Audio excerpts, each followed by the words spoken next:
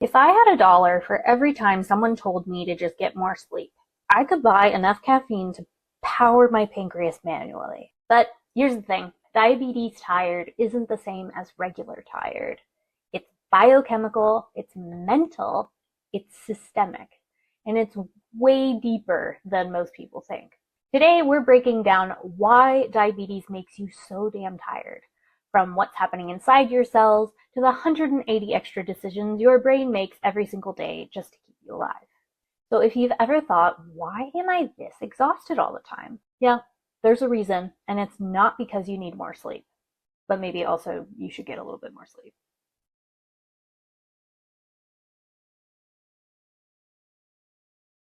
Let's start inside your cells, where energy actually happens. We are going to go back to high school bio here. Fatigue in diabetes isn't just about poor sleep or burnout. It's about what your cells are burning for fuel. When your body doesn't have enough insulin relative to its needs, which is literally what diabetes is, it shifts from using carbohydrates, your fast, clean burning fuel, to fat as its main energy source. Once glycogen stores are gone, that switch causes a drop in ATP production. ATP is the molecule that literally powers every cellular process in your body. When ATP resynthesis slows, energy availability drops, and that "I am so tired" feeling shows up. This cellular fatigue is so common that researchers have given it a name: diabetes fatigue syndrome. It is a multifactorial state that's intrinsic to living with diabetes specifically. So when you feel wiped out for no reason, it's not for no reason, and it's not because you're being dramatic. It's your mitochondria, the powerhouse of the cell, waving a tiny white mitochondrial flag. Now, let's move from the cells to your brain. You've probably seen this one before. In 2014, Stanford researchers estimated that people living with type 1 diabetes make about 180 extra health-related decisions per day compared to people without diabetes. That's one decision roughly every 5 waking minutes. And just a side note here, while they were studying type 1 diabetes decisions specifically, all types of diabetes make around the same decisions per day and can be included in this. And that's because we're all thinking very similar things. Should I bolus now or later? Am I trending up or down? Is this low real, or is my sensor fucking with me again? Each tiny decision costs energy, cognitive energy. And when you're already operating on limited reserves, it's going to drain you mentally and physically. Over time, these micro decisions add up to what's called decision fatigue, leading to mental exhaustion, irritability, and brain fog.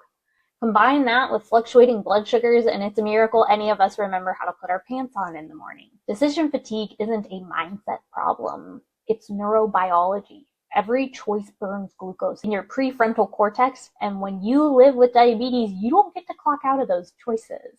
Hey! I had to wake you up. If you're currently watching this video in the middle of a bed rot session, hit the like button so the algorithm knows we're all collectively exhausted.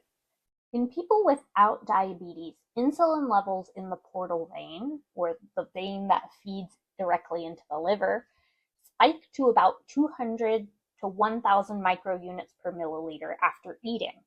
That's what tells the liver, hey, there's fuel incoming, store some of it.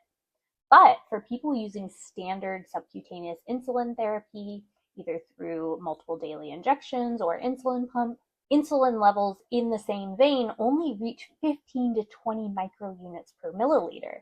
That's like way less. The result? Less glucose gets stored in the liver, less energy becomes available later, and your body keeps running on fumes. This mismatch between peripheral and hepatic insulin levels is what researchers call the sleeping liver hypothesis. Your liver basically doesn't wake up the way it should. So even if your blood sugars look normal, your cells might still be starving for accessible energy. It's not just about blood sugar, it's about the energy distribution. Disclaimer, this is called the sleeping liver hypothesis because it is a hypothesis. It's a theory. So some researchers have critiqued its legitimacy, but I think it's still worth noting and it's very interesting. If you'd like to read more about the research on the sleeping liver hypothesis and other research from this video, see the description box. Put all of that together, sluggish cellular ATP, nonstop decision making, and a sleepy liver. And you've got the trifecta of diabetes fatigue.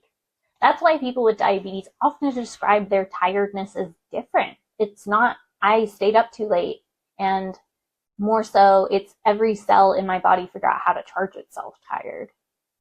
And yet, the advice we usually receive is just get more sleep. Sure, Karen, let me go explain cellular phosphorylation rates to my mitochondria and scream my liver awake real quick.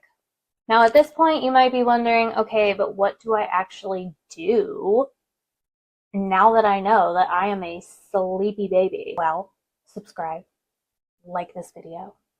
That will signal to the algorithm you like this kind of content.